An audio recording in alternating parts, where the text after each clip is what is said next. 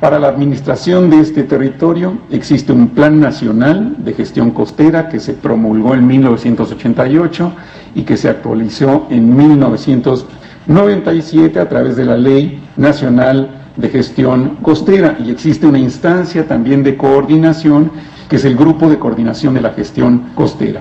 A diferencia de Chile, que pasa de una lógica de defensa a una lógica de bienes nacionales, en el caso de Brasil está bajo una lógica de desarrollo extractivista, de explotación extractiva, y para el desarrollo rural sostenible. Es competente el Departamento de Zoneamiento Territorial a través de su dirección de gerencia costera. En el caso de eventos de relevancia ambiental, la Comisión Nacional del Ambiente tiene competencia, y en el caso de la protección del libre tránsito y del libre acceso a la playa, esta Secretaría de Extractivismo y Desenvolvimiento Rural Sustentable es quien tiene las facultades. En el caso de México, la administración de la franja marítimo costera tiene competencia de múltiples instancias también. Está la facultad que les dan la Ley General de la Administración Pública, la Ley Federal de la Administración Pública, está la Ley de Bienes Nacionales, está la Ley de Guías Generales de Comunicación, etcétera, etcétera. Pero la lógica que domina en la gestión de la franja costera es una lógica ambiental y de desarrollo sostenible de largo plazo. Por lo tanto, la administración de la zona federal marítimo costera está bajo la égida de la Secretaría del Medio Ambiente y Recursos Naturales, y tiene como órgano de supervisión del libre acceso o del respeto a las concesiones en la franja marítimo costera a la Procuraduría Federal del Medio Ambiente, la Profepa. Quisiera rematar con dos puntos finales. Uno, la administración de la franja costera recuerda muy cercanamente el problema que estamos teniendo en la administración de las zonas metropolitanas en América Latina, que es esta enorme superposición de entidades, estas distintas facultades repartidas en los distintos ordenamientos jurídicos. En algunos casos se ha resuelto, por ejemplo, haciendo un instrumento dinámico, como sería la Alcaldía Mayor de Bogotá, para abarcar el conjunto de la región metropolitana independiente, digamos, acompasando la competencia con el desarrollo real de la región metropolitana. En el caso del Uruguay nos ofrece una resolución interesante, dinámica, de cómo atender las distintas dimensiones del desarrollo marítimo costero. Las instancias con competencia jurídica sobre la franja marino costera en Uruguay crean un programa que se llama Ecoplata, que aparece en 1997, como una instancia de gestión integrada de la zona marítimo costera, en donde están participando el Ministerio de Vivienda, el de Ordenamiento Territorial y de Medio Ambiente, el Ministerio de Ganadería, Agricultura y Pesca, el Ministerio de Defensa Nacional, la Presidencia de la República y todas las intendencias del sector costero. Pero participan también otros actores sociales, la Universidad de la República e incluso agencias de cooperación internacional, como por ejemplo el PNUD del Uruguay, el PENUMA del Uruguay y la Oficina de UNESCO de Montevideo, de modo de generar una imagen objetivo de lo que debería de ser el desarrollo litoral para adopción por parte de las entidades de gobierno, contando con la seguridad de que tienen amplia aceptación y un amplio respaldo por parte del conjunto de la sociedad. Este programa Ecoplata atiende varias áreas temáticas: gobernanza, conservación y desarrollo sostenible, vulnerabilidad de la zona costera, infraestructura costera y el sistema de información ambiental costero, a través de una mesa ejecutiva que coordina estos actores públicos. Me parece que esto da un panorama, digamos, de todo del gradiente que podemos tener en materia de atención de la franja marina costera. Hay otros ejemplos de este tipo de coordinación al interior de los gobiernos que aplican no solamente para las franjas costeras. Lo hemos visto, por ejemplo, a través del surgimiento de las comisiones intersecretariales para atender también el fenómeno del cambio climático, que por supuesto es casi tan transversal como es la administración de la franja marino-costera. Y espero que esto pueda ayudar a sus deliberaciones. Muchas gracias.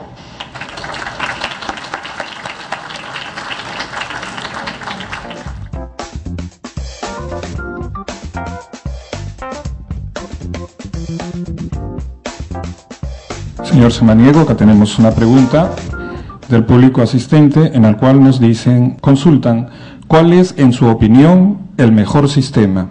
Hemos visto en la región y fuera de la región incluso muchas situaciones de abuso, digamos, o de mal uso de la franja marino-costera.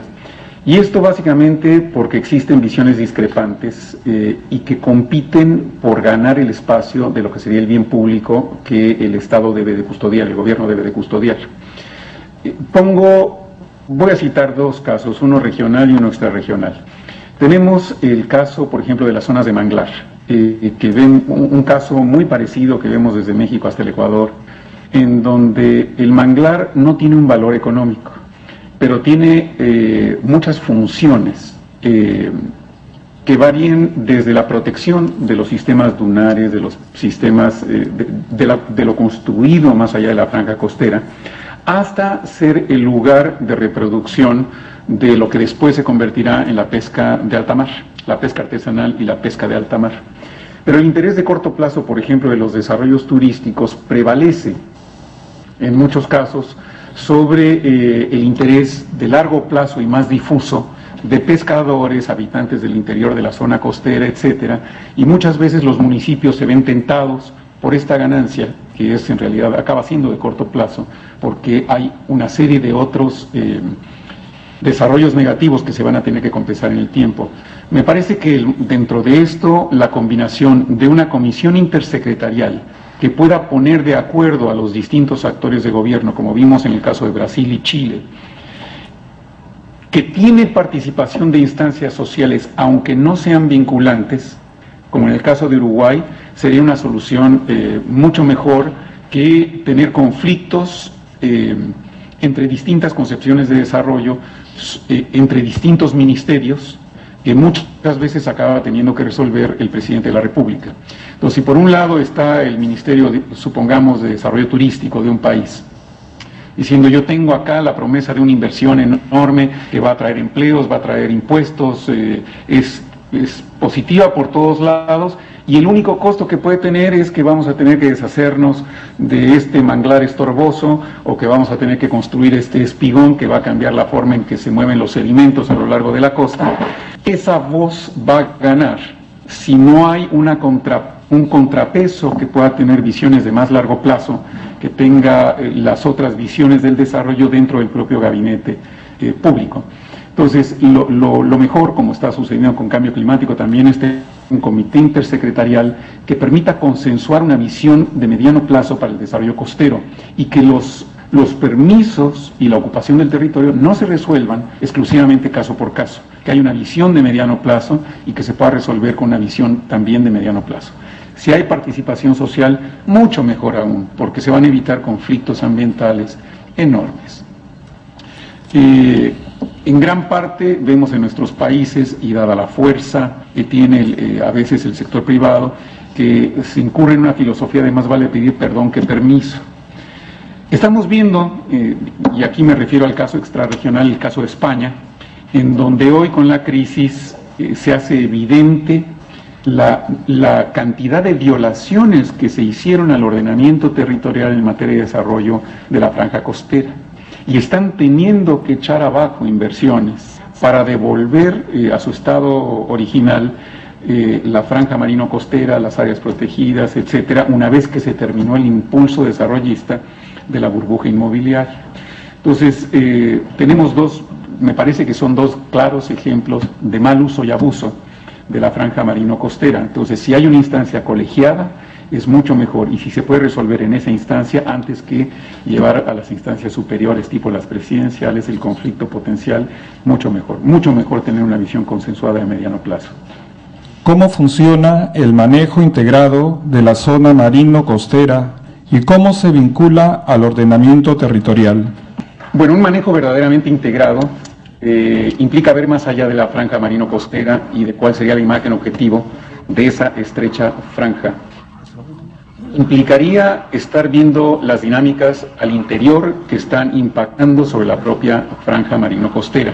Implicaría tener una visión de cuencas, por ejemplo, y el impacto que eso tiene sobre la propia franja, estaría implicando ver dinámicas poblacionales de largo plazo, etc.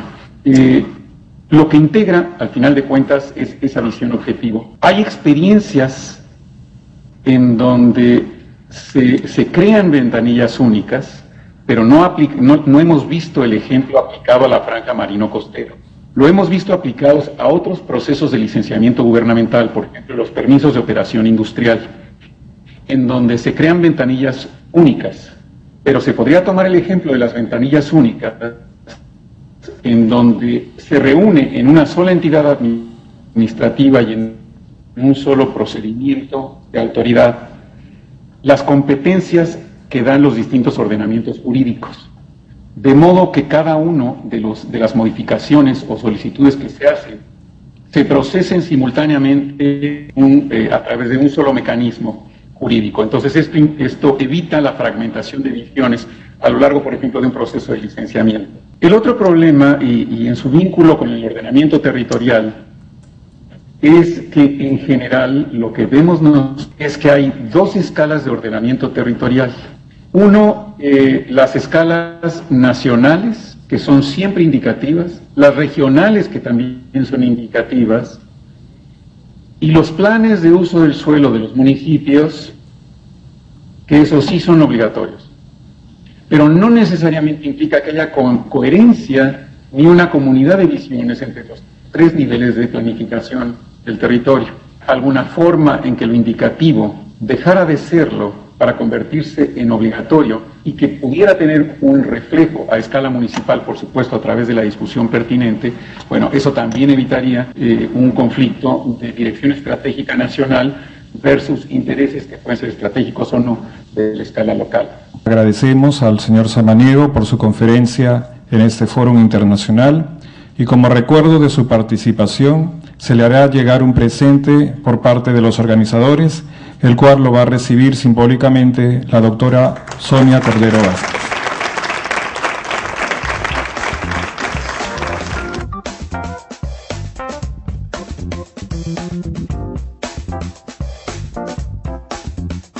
Tendremos ahora la participación del doctor José Dadón. El doctor Dadón es investigador, doctor en Ciencias Biológicas de la Universidad de Buenos Aires, Argentina, investigador de CONICET y profesor de la Universidad de Buenos Aires. Ha dictado cursos de pregrado, grado, posgrado y capacitación de universidades nacionales y privadas e institutos de investigación. Autor de numerosas publicaciones en revistas internacionales y libros en diferentes países.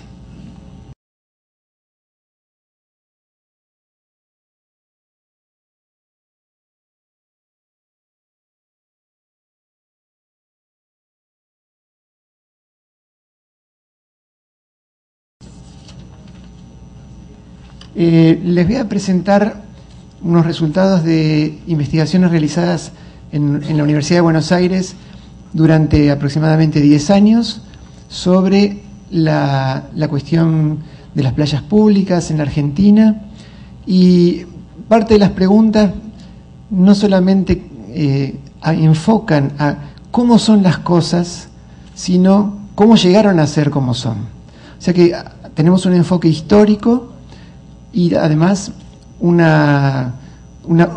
enfoque que nos permite comprender cuál es el origen de la visión, del interés del público por las playas y cómo pasaron a ser el principal recurso turístico del mundo. El turismo en el mundo es primordialmente turismo de playa, es el turismo que más mueve internacionalmente y no solamente se nutre de intercambio entre países, sino también de los mismos nacionales que visitan las playas de sus respectivos países. Quisiera ubicarnos primero en la República Argentina. Está ubicado en el extremo sur de América del Sur. Tiene una población de 40 millones de habitantes, un sistema republicano federal. Esto es importante para entender después cuál es el sistema de manejo de las costas en Argentina. Está compuesta, por lo tanto, por 23 provincias y la capital, que es una ciudad autónoma. Tiene un Producto Bruto Interno de 446 mil millones de dólares y se puede ver que está fuertemente poblada en la capital. Es importante tener en cuenta la gran desigualdad que existe en el poblamiento de la Argentina, porque también es producto de un desarrollo histórico. La Argentina comenzó a poblarse desde el norte, no desde el mar. De hecho, la ciudad de Buenos Aires, que es el punto luminoso más grande que se ve en el extremo sur. Muy amable, gracias. Esta es la ciudad de Buenos Aires. Ahí habita la tercera parte de la población y la República Argentina se ha ido poblando desde el norte. Decíamos, la ciudad de Buenos Aires se fundó en 1536 por Pedro de Mendoza, que venía directamente de España, pero fue fundada por segunda vez luego de la destrucción de los primeros pobladores por los indígenas locales, por expedicionarios que venían desde Lima. Así que nuestros lazos históricos son fuertes ya desde el principio. Eso condiciona la presencia de la población a toda la cuenca del Plata. Y, de hecho, las costas marítimas estuvieron despobladas durante toda la época del Virreinato español. Para completar un poco el ambiente general, vamos a decir que las costas están influenciadas por la corriente de Malvinas, que es una corriente subpolar, por lo tanto se trata de playas templadas, con agua templado-fría. Ven que la corriente de Malvinas se sumerge, este es el núcleo de la corriente de Malvinas, se sumerge por debajo de la corriente de Brasil, a la altura más o menos del Río de la Plata.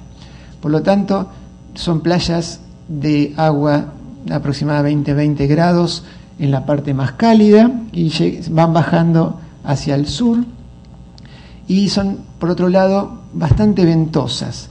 Así que cuando uno habla de las playas argentinas no tiene que pensar en las playas tropicales, ni de aguas claras, ni tampoco de arenas prístinas, ¿no? de arenas transparentes que tienen nuestros hermanos tropicales, sino más bien de aguas que son relativamente verdosas o azules, muy productivas, con un buen grado de fertilización y producción pesquera, y básicamente frías.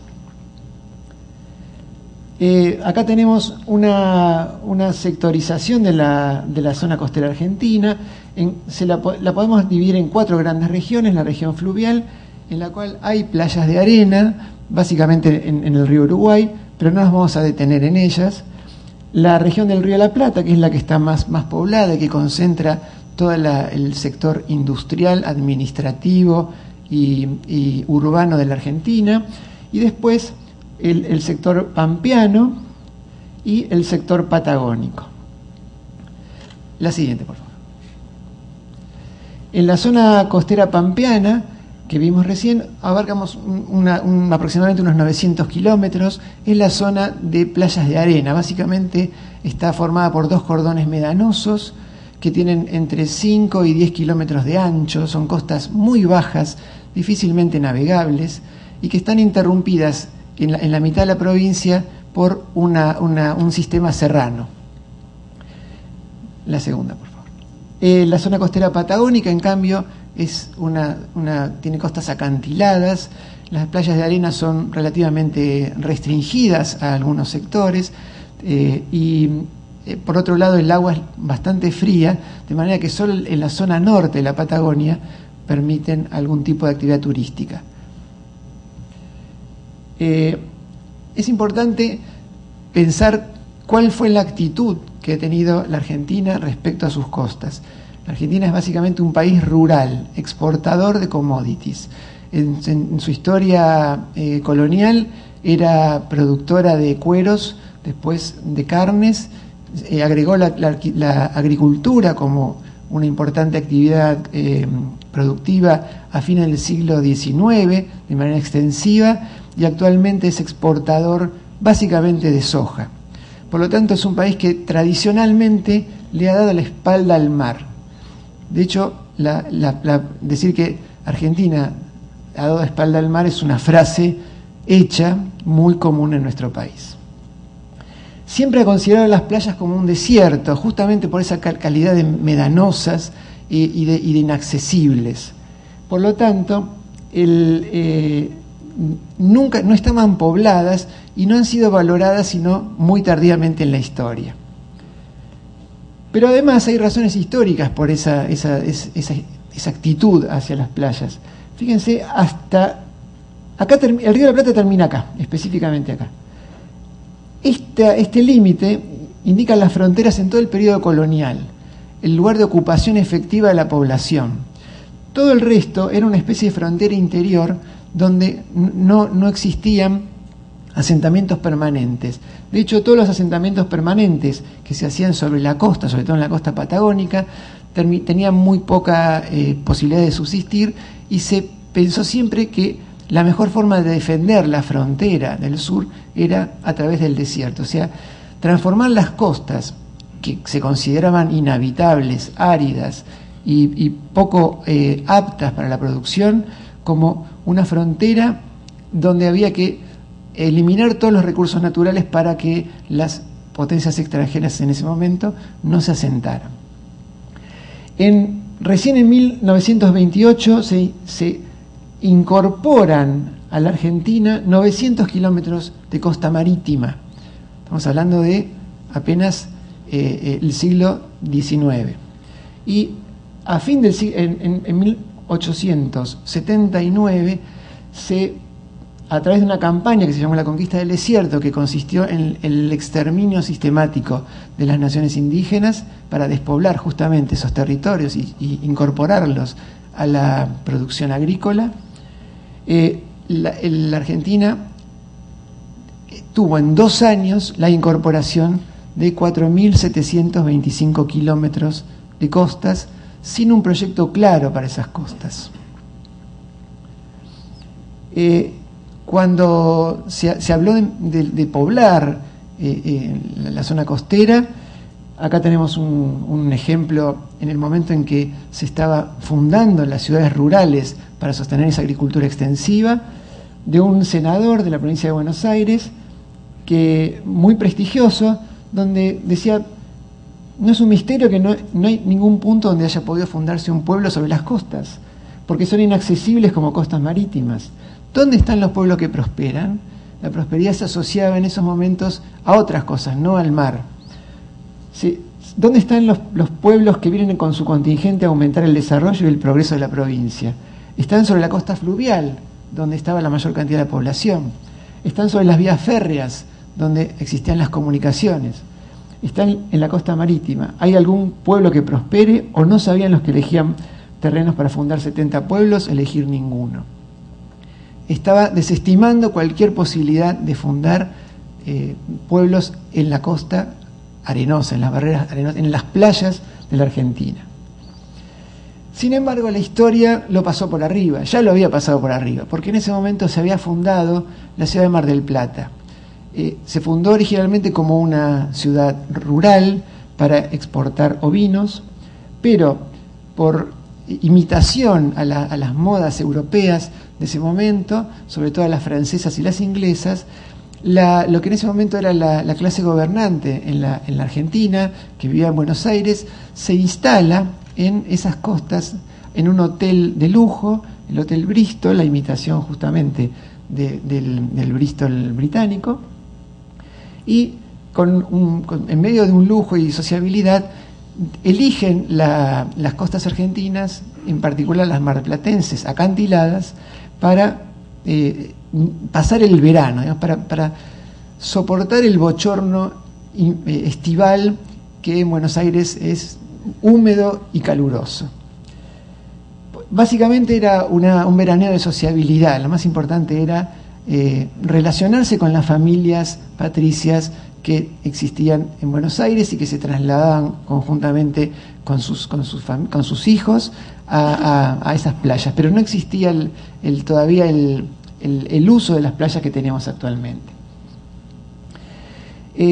Entre 1880 y 1930 se produce en la Argentina la gran inmigración europea y al mismo tiempo el ascenso de los sectores medios. Esos sectores medios empiezan a imitar a esa élite porteña que pasaba el veraneo en Mar del Plata y se empiezan a crecer tanto desde el punto de vista de la vivienda como en la cantidad de turistas que van año a año a esta localidad. Acá tenemos algunas imágenes de esa época. El Estado empieza a hacer obras de infraestructura importantes, como una costanera al estilo francés en Mar del Plata, una costanera muy bonita, que después por problemas de los materiales con los que estaba construida tuvo que ser derribada, pero Mar del Plata se transforma en el espejo de la sociedad, en el cual ya empiezan a convivir los distintos estratos sociales y a ganar visibilidad a través de esas vacaciones.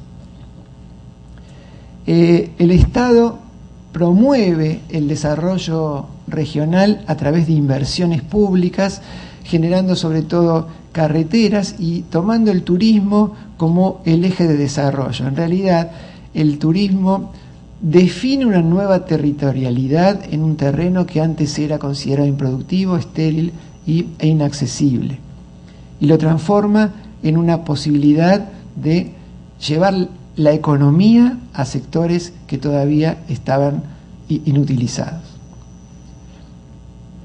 Entre 1930 y la actualidad, el turismo ha crecido y ha pasado de ser un veraneo de las élites a un turismo de masa. Las costas argentinas reciben más de 7 millones de visitantes por año. El turismo es prácticamente doméstico, viene en gran parte de la capital, pero también del resto del país. Es un turismo que se reparte a lo largo de unos 900 kilómetros de costa, pero que sigue teniendo como eje principal la ciudad de Mar del Plata, donde van por lo menos la mitad de los turistas de playa de la Argentina.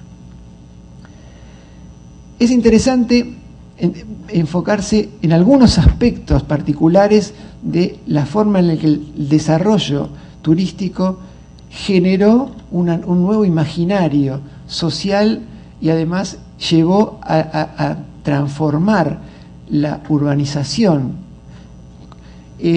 Cuando uno mira las primeras ciudades fundadas en la costa, eran ciudades que tenían un esquema rural, que es el característico de toda la colonización española y que es heredero de las leyes de Indias. Acá tenemos el casco histórico de una de las localidades, y incluso Mar del Plata tiene un casco histórico similar a este. No implicaba una novedad desde el punto de vista urbano, y era una adaptación del modelo de ciudad rural localizada en un terreno costero. Pero la costa no funciona igual que un territorio rural. Estas ciudades están diseñadas originalmente para expandirse en todo sentido de una manera equilibrada, y suponen o presuponen que el ambiente en el cual está fundada esa ciudad es un ambiente relativamente homogéneo. cuando trasladamos esta ciudad a una interfase costera, tenemos una fuerte asimetría. Entonces, es interesante que analicemos muy brevemente cómo la asimetría que viene de la interfase ambiental condiciona el crecimiento de las ciudades. Dicho de otra manera, cómo el urbanista diseña la ciudad para un ambiente completamente diferente del que hasta ese momento se había enfrentado. Hacia principios del siglo XX ya se empiezan a diseñar ciudades específicamente pensadas como balnearios. Acá tenemos un diseño que rompe con esa cuadrícula y que toma a la playa como eje fundamental de desarrollo. O sea, es una ciudad que mira hacia la playa y que está diseñada de manera tal que la playa cobra una relevancia particular. Acá tenemos otro ejemplo de una ciudad, en este caso una ciudad construida como un loteo masivo para pequeños propietarios, muy accesible a las clases populares argentinas, pero que en la cual ya aparece esa separación de la ciudad cuadrícula. Hacia mediados del siglo XX empieza a entrar la concepción de ciudad-jardín, una concepción de fin del siglo XIX que se había planteado en Inglaterra, y donde se tratan de combinar las características urbanas con una belleza paisajística y de valorizar de esa manera el ambiente urbano, despojándolo de esa visión de ciudad industrial que hasta ese momento había sido muy criticada en las grandes ciudades europeas. Y llega a la Argentina a través del diseño de distintas ciudades. Acá tenemos una de las ciudades que ha sido diseñada con mayor cuidado, donde se ven, no sé si alcanzan a ver ahí, pero los hemiciclos que forman un diseño más amigable, si se quiere, o más naturalístico respecto de las ciudades rectilíneas. Acá tenemos un caso extremo en el cual la ciudad explícitamente fue diseñada por su fundador de manera tal de separarse de esa cuadrícula española. El fundador era un alemán que quería reproducir de alguna manera la topografía típica de su país natal, y que lo que hizo fue congelar los médanos a través de forestaciones y diseñar las calles en los espacios intermedanosos, interdunares, ¿no?